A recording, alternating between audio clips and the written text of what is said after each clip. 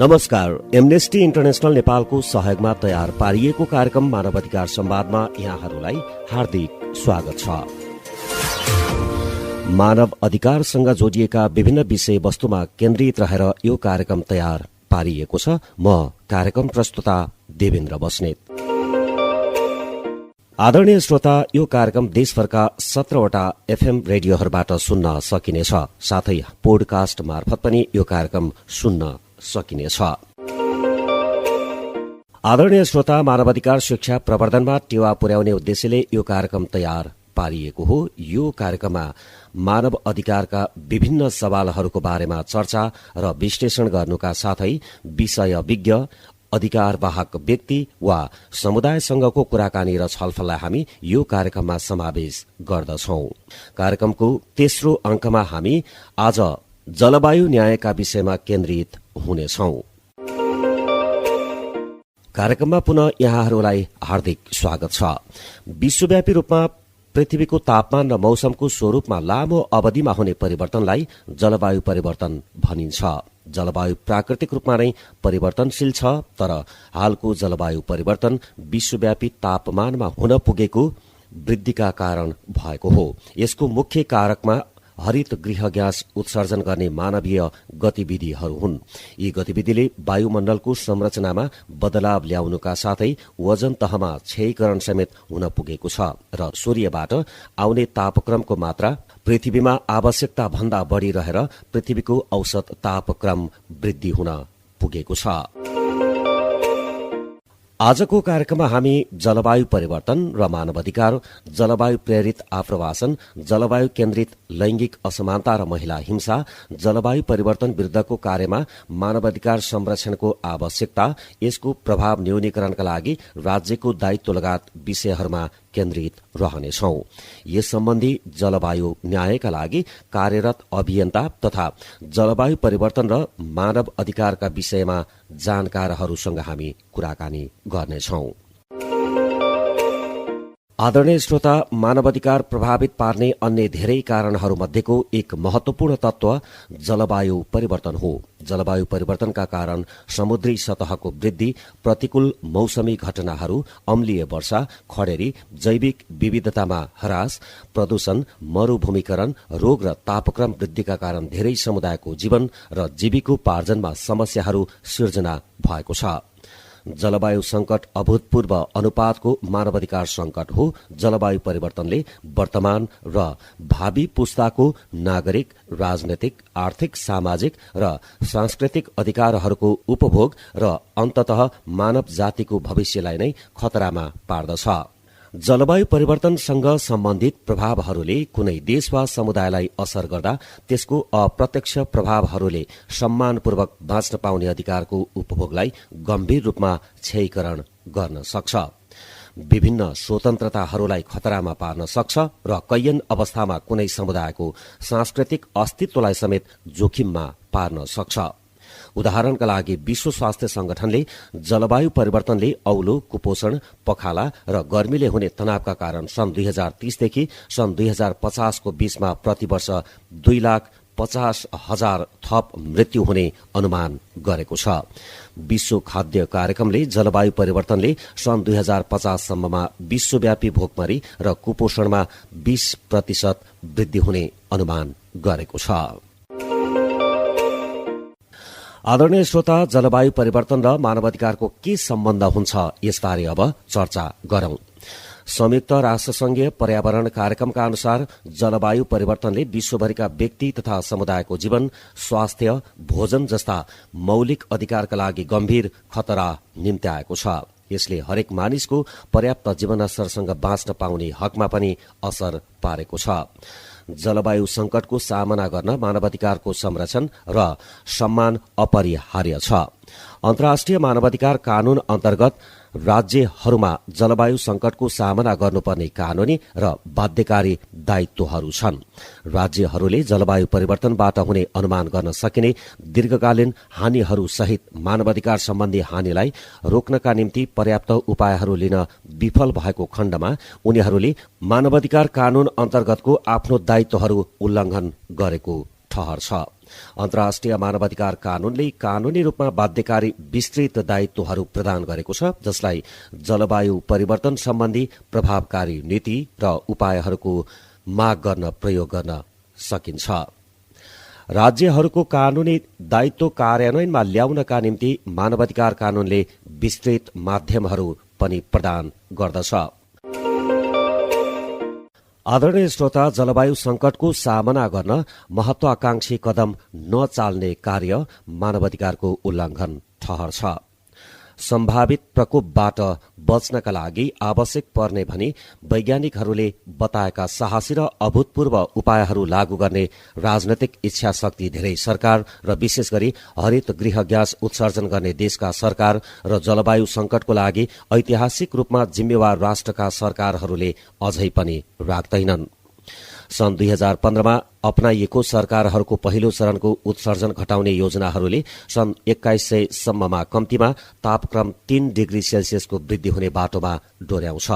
सन् 2030 लक्ष्य र कार्बन तटस्थता सम्बन्धी अन्य धेरै लक्ष्यहरू उसै घोषणा गरिएका छन्, तर धेरै राष्ट्रहरू विशेष गरी G20 का धनी सदस्य राष्ट्रहरू हाल जलवायु परिवर्तनको कारण मानवाधिकारमा हुने सबैभन्दा खराब प्रभावबाट बच्न योगदान पुर्याउने खालको पर्याप्त महत्वाकांक्षी र मानव अधिकार अनुकूल जलवायु योजनाहरू अपनाउन असफल भइरहेका छन्। विश्वव्यापी तापक्रम वृद्धिको अनुमानित स्तरसँग सम्बन्धित प्रभावहरू मानव अधिकारको उपभोगका निम्ति विनाशकारी हुने भएकाले हालको हरित गृह ग्यास उत्सर्जनको अन्तर मानव अधिकारको दृष्टिकोणमा एउटा प्रमुख चिन्ताको विषय हो। आदरणीय श्रोता, अब हामी जलवायु परिवर्तनले मानव जीवनको सुरक्षामाथि पारेको खतराबारे चर्चा गर्दैछौं। जलवायु परिवर्तनले विश्वभरि नै मानव सुरक्षामा असर पारिरहेको छ। बाढ़ी, खडेरी, आँधी बेरी, तातो छाल र डढेलो जस्ता प्राकृतिक प्रकोपहरूको तीव्रता बढ्दो छ। यसले मृत्यु, चोटपटक विस्थापन आदिमा खतरा निम्त्याउँछ। पृथ्वी तातो हुँदै जाँदा लामो र तीव्र खडेरीले भूक्षय, सुक्खा चरणभूमि तथा बाली उत्पादनमा कमी ल्याउँदैछ। जलवायु परिवर्तनले पानी र खानाको उपलब्धता र गुणस्तरमा असर पार्छ, जसले कुपोषण, भोकमरी र पानीजन्य रोगहरू निम्त्याउन सक्दछ। अब चर्चा गरौं जलवायु प्रेरित आप्रवासनका सन्दर्भमा। जलवायु परिवर्तनको प्रभावका कारण मानिसहरू आफ्नो वातावरणबाट बाहिर जान बाध्य हुन्छन्। खडेरी, बाढ़ी, आँधीबेहरी र समुद्री सतहको वृद्धिका कारण प्रत्येक वर्ष 2 करोड़ भन्दा बढ़ी मानिस आफ्नो घर छोडेर आफ्नो देशका अन्य क्षेत्रमा सर्न बाध्य भइरहेका छन्। हरेक व्यक्तिको उचित स्थानान्तरण हुने आर्थिक हैसियत हुँदैन। यसले उनीहरू जोखिम मोलेर त्यस ठाउँमा बस्नुपर्ने हुन्छ। आदरणीय श्रोता, जलवायु परिवर्तनले द्वन्द निम्त्याइरहेको पनि हुन्छ। यसले कस्ता द्वन्द्वको खतरा निम्त्याउँछ, साथै यसले लैंगिक असमानता र महिला हिंसामा वृद्धि समेत गराएको देखिन्छ। अब यसबारे चर्चा गरौं। जलवायु परिवर्तनले द्वन्द्वको जोखिम बढाउँछ। जलवायु परिवर्तनका कारण विश्वभरि खाद्यान्न र पानी जस्ता आवश्यक स्रोतहरूको लागि प्रतिस्पर्धा बढ्छ। बाँच्नका लागि चाहिने आवश्यक स्रोतहरूको कमी हुँदा यसले हिंसा र द्वन्द्वको सम्भावना पनि बढाउँछ। आदरणीय श्रोता, लैंगिक असमानता र महिला हिंसा वृद्धि समेत यसले गराउँछ। जलवायु परिवर्तनले विशेष गरी महिला, बालबालिका, आदिवासी जनजाति, अल्पसंख्यक र अपाङ्गता भएका समूहहरूमाथिको विद्यमान असमानता, भेदभाव र द्वन्द्वलाई अझै बढाउन सक्छ। महिलाले जलवायु परिवर्तनको सबैभन्दा ठूलो प्रभाव खेप्छन् भन्ने बुझाइ छ। विश्वभर महिलाहरू प्राकृतिक स्रोतमा धेरै निर्भर छन्। महिलाहरूको निर्भरता प्राकृतिक स्रोतमा भएर पनि तिनीहरूको पहुँच भने टाढा छ, जसले उनीहरूलाई थप मर्कामा पार्छ। धेरै क्षेत्रमा महिलाहरूको खाना, पानी र इन्धनको सुरक्षाको लागि असमान जिम्मेवारी वहन गर्छन्। निम्न आय भएका देशहरूमा महिलाहरूका लागि महत्वपूर्ण रोजगारीको क्षेत्र कृषि हो। खडेरी, अनियमित वर्षाको समयमा महिलाहरू आफ्नो परिवारका लागि आय स्रोतहरू सुरक्षित गर्न कडा परिश्रम गर्दछन्। यसले किशोरीहरूमा पनि थप दबाव पार्छ। आफ्ना आमाहरूलाई बढेको बोझ व्यवस्थापन गर्नका लागि किशोरीहरूले धेरै स्कूल छोड्नु परेको पनि भेटिन्छ। जलवायु परिवर्तनले आर्थिक रूपमा कमजोर र द्वन्द्व प्रभावित ठाउँमा सामाजिक, राजनैतिक र आर्थिक तनावलाई बढाउँछ। जलवायु परिवर्तनले विश्वभर द्वन्द्व निम्त्याउने हुँदा महिला र किशोरीहरूले द्वन्द्वका कारण यौन हिंसा, मानव बेचबिखन, बाल विवाह लगायत हुने सबै प्रकारका लैंगिक हिंसाहरूको बढ्दो जोखिमहरूको सामना गर्छन्। आदरणीय श्रोता, जलवायु परिवर्तनका कारण मानवाधिकारको उपभोगमा परिरहेका समस्याबारे हामी केही युवा अभियन्ताहरूसँग कुराकानी गरेका छौं। अब प्रस्तुत छ यो कुराकानी। मेरो नाम सागर कोइराला, म चाहिँ जलवायु अभियन्ता। यो जलवायु परिवर्तनको कारण चाहिँ हैन मानव अधिकारको विषयमा चाहिँ एकदम धेरै असर परेको छ हैन। र म त के भन्छु भन्दाखेरि यो जलवायु परिवर्तनले ल्याएको सबैभन्दा ठुलो असर मध्ये चाहिँ यो मानव अधिकारको कुरा पनि एकदम प्रमुख कुरा हो। र विशेष गरी हाम्रो चाहिँ यो नेपाल चाहिँ एकदम विपदमा चाहिँ एकदम धेरै विपद भोग्ने देश हो र हामी चाहिँ विश्वमा चाहिँ चौथौं सबैभन्दा बढी विपदहरू हुने देशमा पर्छ। सो यसमा चाहिँ जब विपद हुन्छ, त्यो विपद भएको कारण चाहिँ उदाहरणको लागि काहीँ चाहिँ खडेरी लाग्यो अरे हैन भने के छ भन्दाखेरि त्यहाँ चाहिँ के हुन्छ भन्दाखेरि त्यहाँको महिलाहरूलाई चाहिँ अब तिमीहरूको चाहिँ अब खाद्य सुरक्षाको कुरा आउँछ, विभिन्न कुराहरू आउँछ भनेर चाँडो बिहे गराइदिने एउटा कुरा हैन। उहाँहरू चाहिँ पढेर अथवा केही गरेर गर्न खोज्नु भयो होला, अथवा उहाँहरूले चाहिँ केही बन्ने इच्छा राख्नु भएको थियो होला, तर उहाँको के छ त्यो कुरा चाहिँ विपदले चाहिँ इन्डाइरेक्टली चाहिँ त्यसरी चाहिँ असर गर्छ। अब अर्को कुरा चाहिँ के छ भन्दाखेरि हाम्रो वर्ल्ड ब्याङ्कको रिपोर्टले चाहिँ के भन्छ भने 2030मा चाहिँ एकदम धेरै हैन करोडौं मान्छे चाहिँ तपाईको चाहिँ के छ भन्दाखेरि यो गरिबीको खाडलमा छिर्नुहुन्छ र त्यसको प्रमुख कारण भनेको चाहिँ यो जलवायु परिवर्तन नै भनेको छ। मेरो नाम चाहिँ श्रेया केसी, युवा जलवायु अभियन्ता। जलवायु परिवर्तनलाई यो सेन्चुरीको शताब्दीको सबैभन्दा ठूलो अन्यायको रूपमा लिन्छौँ हामीले, किनभने चाहिँ जसले धेरै कार्बन उत्सर्जन गर्नुभएको छैन उहाँहरू चाहिँ यसको अगाडि चपेटमा पर्नुहुन्छ। जस्तै नेपाल जस्तो देश पनि, नेपालको 29 मिलियन पपुलेसन, त्यसमा 0.5 भन्दा कम कार्बन एमिसन छ हाम्रो। तर चाहिँ हामीले हेर्ने हो भने 4th मोस्ट भल्नरेबल भन्छौँ। क्लाइमेट इन्ड्युस्ड डिजास्टर्सहरू पनि 9th र्याङ्कमा चाहिँ छौँ हामी धेरै भोग्ने हिसाबमा हैन, त्यो कुराहरू छ। नेपालभित्रै पनि समुदायमा हेर्ने हो भने चाहिँ अब जो आफै पनि अब स्पेसली इन्डिजिनस मान्छेहरू चाहिँ प्रकृतिसँग एकदम नजिक भएर बस्नुहुन्छ। जलवायु परिवर्तन आफै पनि ठुलो एउटा अन्याय कुरा हो। त जलवायु परिवर्तनले अरू अन्यायलाई पनि बढाइरहेको केसेसहरू, एउटा एक्जाम्पल चाहिँ मैले अब गर्ल्सको कुरा गर्ने हो भने चाहिँ अब 2 महिना पानी पर्यो, स्कुल बन्द भयो। स्कुल बन्द भइसकेपछि चाहिँ अब त्यो समयमा चाहिँ ल केटा खोजेर बे गरिदिइहाल्ने, स्पेसली अब मधेस कम्युनिटीहरूमा भनौँ होइन, त्यस्तो केसेसहरू चाहिँ एकदमै धेरै देख्न सक्छौँ। अनि फिमेलमा पनि यो धादिङको सल्यानटारतिरको यो कुरा हो, त्यहाँ चाहिँ पानी सुकेको कारणले गर्दाखेरि चाहिँ वरिपरि 3 घण्टा उकालो ठाडो उकालो हिँडेर चाहिँ उहाँले पानी ल्याउनु पर्छ अरे। अनि जति ल्याउनु सक्नुहुन्छ त्योभन्दा चाहिँ डबल बोकेर ल्याउनुहुन्छ, किनकि 3 घण्टा ओहोरदोहोर गर्नु पर्यो समयलाई पनि बचाउनको लागि। अनि त्यसले गर्दाखेरि चाहिँ त्यो ठाउँमा धेरै महिलाहरूको चाहिँ पाटेघर खस्ने समस्याहरू भनौँ न, त्यस्तो कुराहरू चाहिँ एकदमै फरक एस्पेक्टमा चाहिँ बढिरहेको हुन्छ। र हामीले अब यसलाई जलवायु परिवर्तन भन्ने बित्तिकै वातावरण समस्या मात्र भनेर हेर्छौँ, तर यसको चाहिँ फरक पाटोहरू चाहिँ फरक एस्पेक्टमा चाहिँ देख्न सक्छौँ एउटा। अनि अब सरकार राज्य त सबैभन्दा ठुलो निकायको उहाँहरूको सबैभन्दा ठुलो दायित्व छ भन्छु मैले त।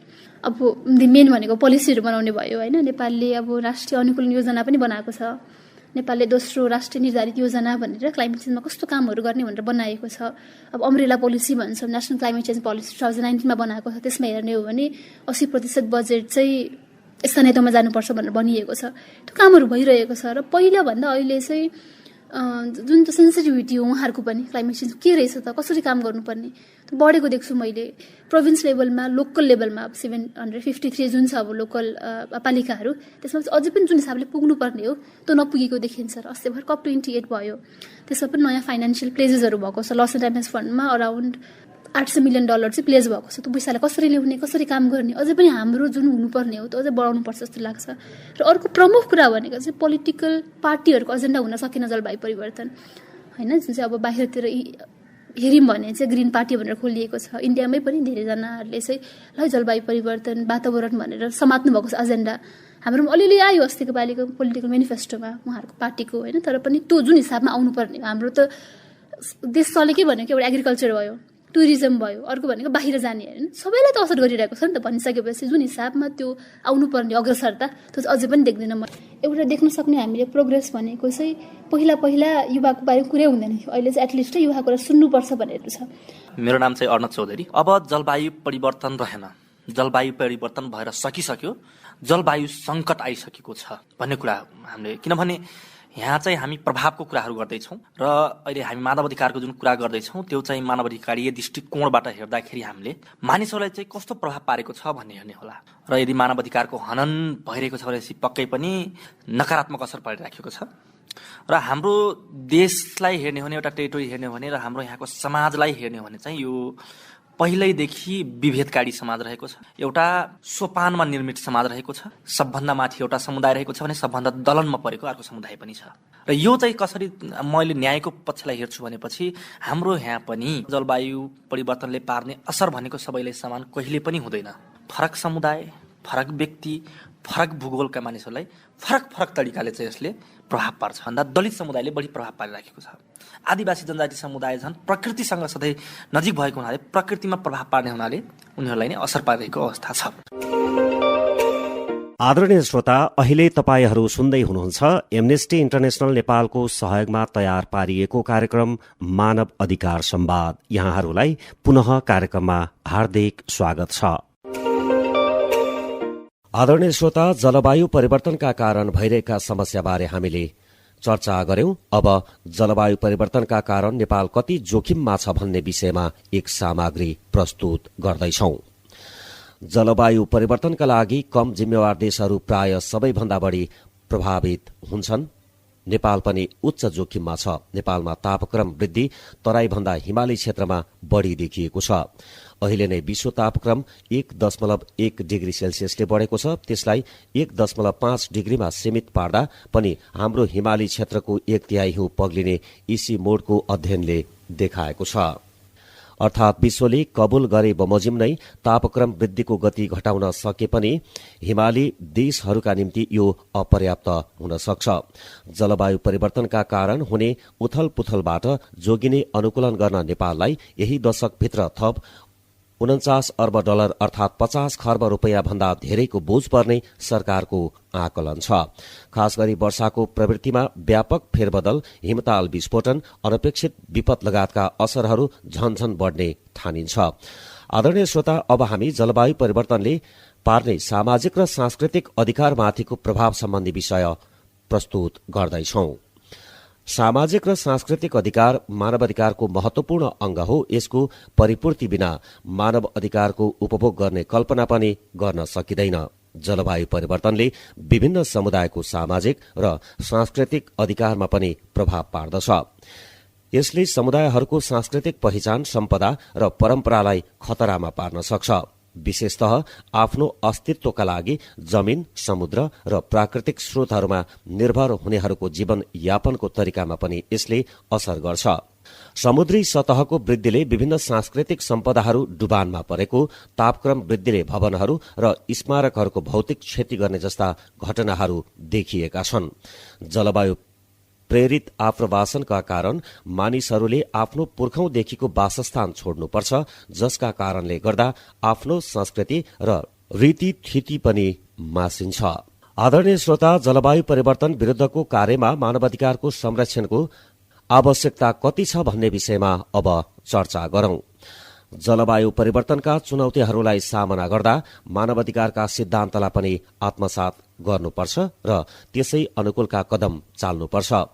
जलवायु परिवर्तनका प्रभावहरूको सामना गर्ने क्रममा विभिन्न समूहको अधिकारमा प्रतिकूल असर पर्न सक्छ।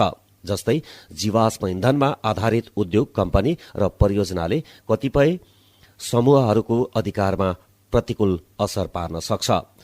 जलविद्युत परियोजनाहरूले प्राय स्थानीय मानिसहरूको विस्थापन र तिनीहरूमा निर्भर वातावरणमा विनाश निम्त्याउँछ र परियोजनाबाट मानिसहरूको स्वास्थ्य र जीविकोपार्जनलाई पनि हानि पुर्याउन सक्छ। जैविक इन्धनको नीति र परियोजनाहरूले खाद्यान्नको अभाव र खाद्यान्नको मूल्यमा झट्का पार्न सक्छ। व्यापक वन फडानी र भूमि अधिग्रहण जस्ता कार्यले अतिरिक्त पानीको अभाव हुने र यसले आदिवासी जनजाति र साना किसानहरूको विस्थापनमा योगदान पुर्याउन सक्छ। जलवायु परिवर्तन न्यूनीकरण गर्ने कार्यहरू र मानवाधिकारहरू बीच सन्तुलन कायम गर्न महत्वपूर्ण छ। यी दुवै पहलहरू उत्तिकै महत्वपूर्ण छन्। त्यसैले संयुक्त राष्ट्रसंघको मानवाधिकारवादी निकायहरू र राष्ट्रिय सरकारहरूबीच यस विषयमा सहमति कायम गर्नु महत्वपूर्ण हुन्छ, जुन समन्वय अहिले देखिन पनि थालेका छन्। जलवायु परिवर्तनको प्रभावलाई न्यूनीकरण गर्नका लागि राज्यको गहन दायित्व हुन्छ। जलवायु परिवर्तनका कारण आम नागरिकलाई पर्ने असर न्यूनीकरण र अनुकूलनका लागि राज्यले प्रभावकारी कार्ययोजना बनाउन जरुरी हुन्छ। साथसाथै जलवायु परिवर्तन विरूद्ध लड्ने र मानवाधिकारको संरक्षणका लागि कानून र संयन्त्रहरू निर्माण गर्नु पनि उत्तिकै महत्वपूर्ण हुन्छ। आदरणीय श्रोता, जलवायु परिवर्तन न्यूनीकरण र मानवाधिकारको संरक्षणमा राज्यको भूमिका के हुन सक्छ भन्ने विषयमा हामीले यस विषयका विज्ञसँग कुराकानी गरेका छौं। मेरो नाम मन्जित ढकाल। म यो जलवायु परिवर्तन सम्बन्धी विशेष गरी अन्तर्राष्ट्रिय वार्ताहरूमा सहभागी हुन्छु, नेपालको प्रतिनिधित्व गर्दै। यो विषय अध्यापन पनि गराउँछु। क्लाइमेट एनालिटिक्स भन्ने एउटा संस्थासँग आबद्ध छु। यो हाम्रो विकासको क्रममा विगत धेरै वर्षदेखि जुन बेला औद्योगिकरण सुरु भयो 1800 शताब्दीको अन्तिम 1900तिर, जुन बेला ऊर्जाको मुख्य स्रोत भनेकै खनिज इन्धन पेट्रोलियम पदार्थ कोइला मात्रै थिए। त्यतिखेरको आवश्यकतालाई पूर्ति गर्नको लागि जति बढी खनिज इन्धनको प्रयोग गरे र त्यसबाट निस्किने धुवा धुलोले पृथ्वीको वायुमण्डलमा थपिँदै जाँदा त्यसले सूर्यबाट आउने तापलाई यतै राख्ने र बाहिर जान नदिने, जसले गर्दा पृथ्वीको तापमान निरन्तर बढ्दै गयो।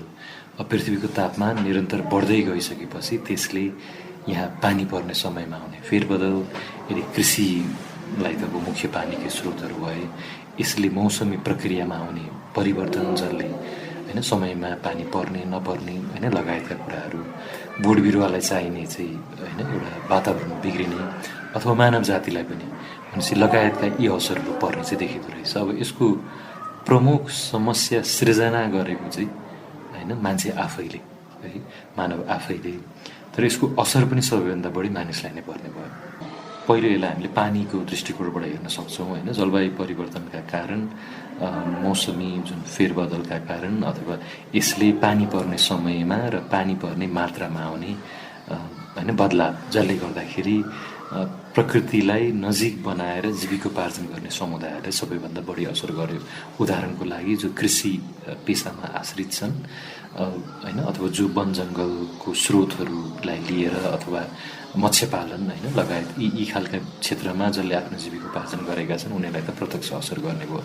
त्यसदेखि बाहेक अझ यसलाई हामीले ब्रोडर स्केलमा हेर्ने हो भने, जस्तै हामीले नेपालकै उदाहरण लिने हो भने, हाम्रा अर्थतन्त्रका मुख्य स्रोतहरू, उदाहरणको लागि कृषि, जुन चाहिँ पानी पर्ने विषयमै धेरै केन्द्रित छ, पर्यटन जुन प्रकृति स्रोतसँग सम्बन्धित एउटा व्यवसाय भयो, अथवा जलविद्युत उत्पादन जुन फेरि पानीसँगै आएर जोडिन्छ।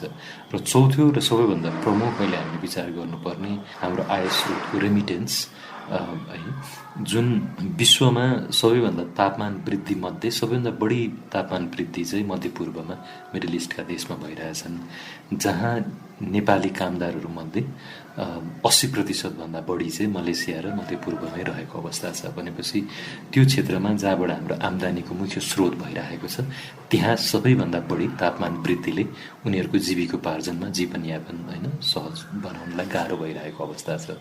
भनेपछि अन्य देशका तुलनामा हामी त झन् बढी असर भएको मुलुकको रूपमा देखिने भयो। समस्या सृजना गर्ने नै मानव आफै भयो। त्यसले गर्दा पहिलो त मानवले आफ्ना आनी बानी नै परिवर्तन गर्नु पर्यो। त्यो हामीले भनिराख्दाखेरि हामीले यसमा विचार गर्नुपर्ने मुख्य कुरा के पनि छ भने, अब यो समस्या त धेरै पहिलादेखि पहिलेको पुस्ताले गरे, तर अहिले पनि कसरी हामी विकासलाई हेरिरहेको छौँ, विकासको हाम्रो अवधारणा के हो, त्यसले धेरै फरक पार्दो रहेछ।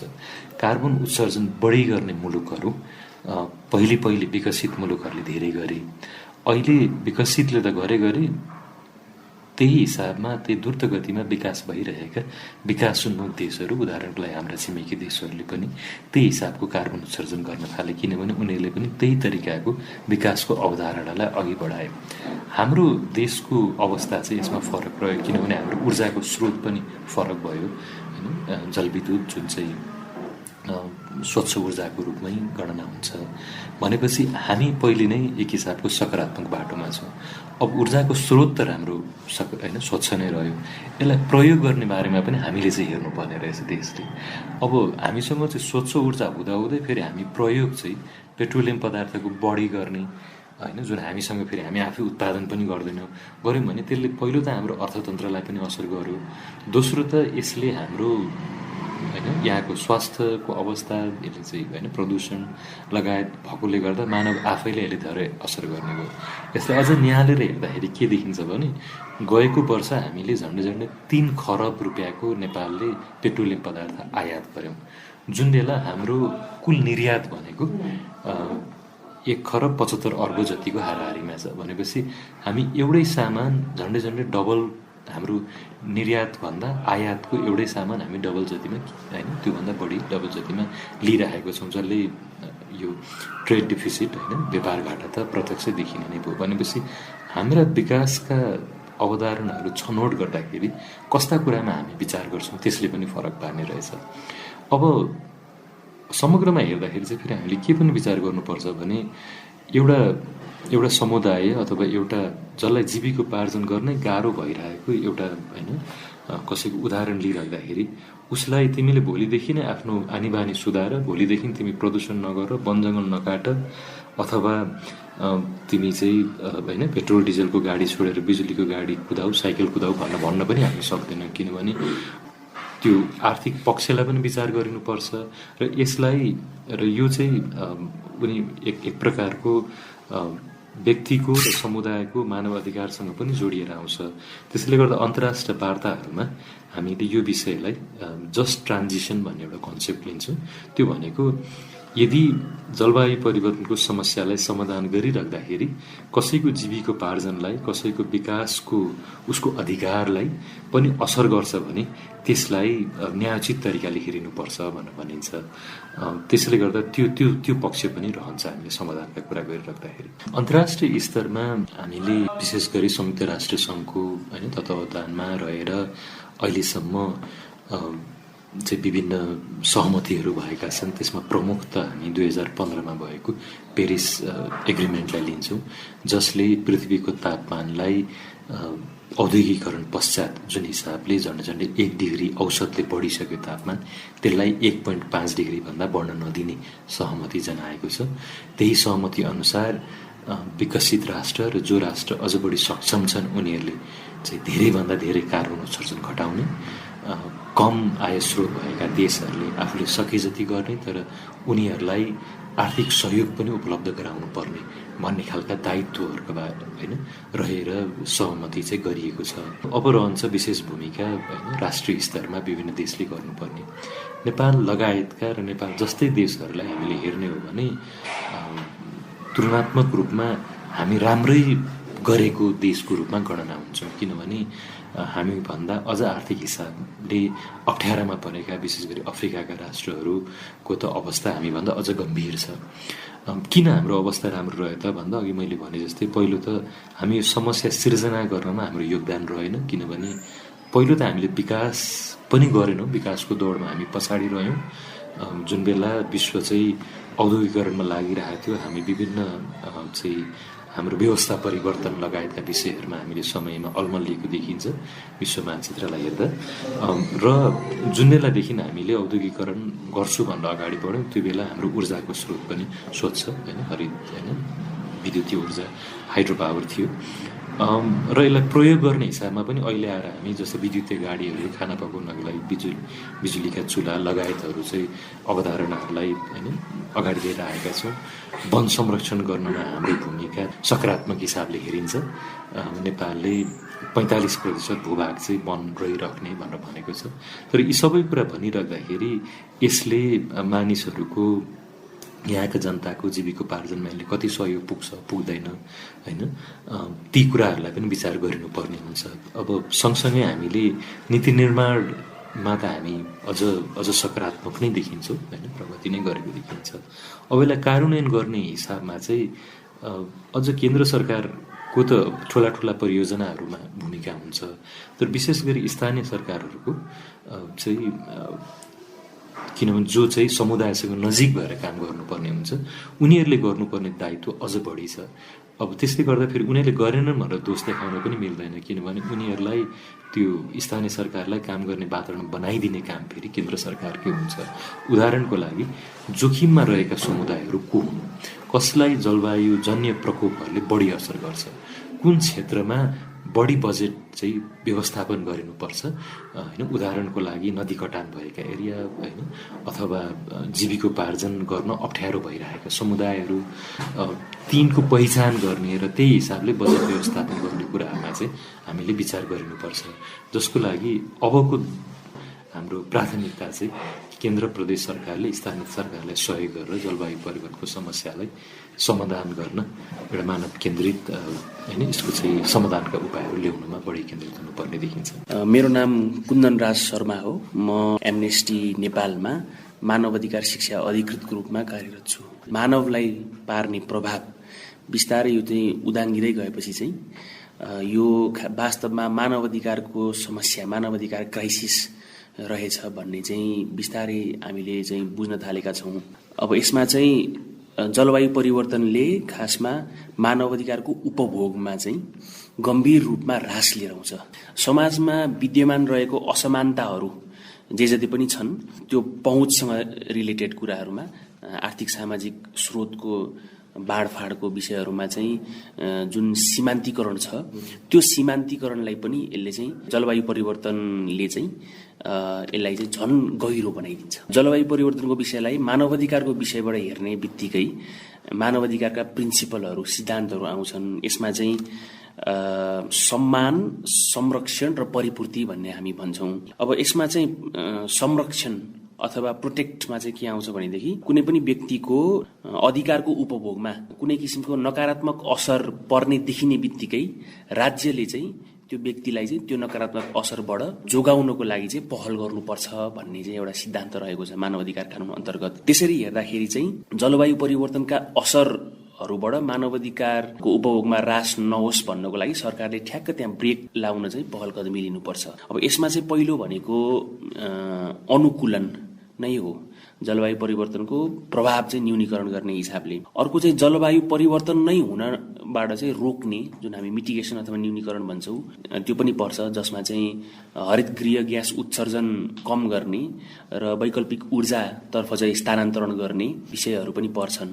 र सँगसँगै अर्को नबिर्सिनुपर्ने पाटो चाहिँ के हो भनेदेखि कहिलेकाहीँ अनुकूलन र न्यूनीकरणको प्रोसेस गर्दाखेरि पनि मानवाधिकार उल्लङ्घन हुन नै सक्छ। अर्को भनेको चाहिँ यो आदिवासी जनजाति जस्ता बढी प्रभावित व्यक्तिहरूलाई चाहिँ उहाँहरूसँग चाहिँ सहकार्य गर्ने, परामर्श गर्ने, यो पनि चाहिँ मानवाधिकार कानून अन्तर्गत जलवायु परिवर्तनलाई चाहिँ यो ट्याकल गर्नको लागि गर्नुपर्ने तेस्रो कुरो हो भनेदेखि समग्रमा नागरिक संस्थाहरूको भूमिका हेर्दाखेरि चाहिँ यसमा विशेष अभिरुचि चाहिँ जलवायु सम्बन्धी अथवा वातावरण सम्बन्धी मानवाधिकार रक्षकहरूको सबैभन्दा धेरै देखिन्छ। इन्भाइरोमेन्टल ह्युमन राइट्स डिफेन्डर्स भन्छौँ हामी। त्यस सँगसँगै अचेल चाहिँ युवाहरूको पनि यस विषयमा चाहिँ धेरै नै चासो रहेको छ।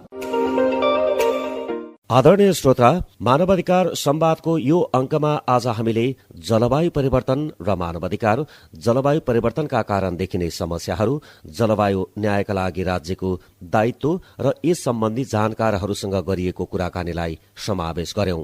आजको कार्यक्रम कस्तो लाग्यो सुझाव प्रतिक्रिया दिन नभुल्नुहोला। आजलाई मानव अधिकार संवादको तेस्रो अंक यति नै। अर्को अंकमा हाम्रो पुनः भेट हुने नै छ। बिदा दिनुहोस्। नमस्कार।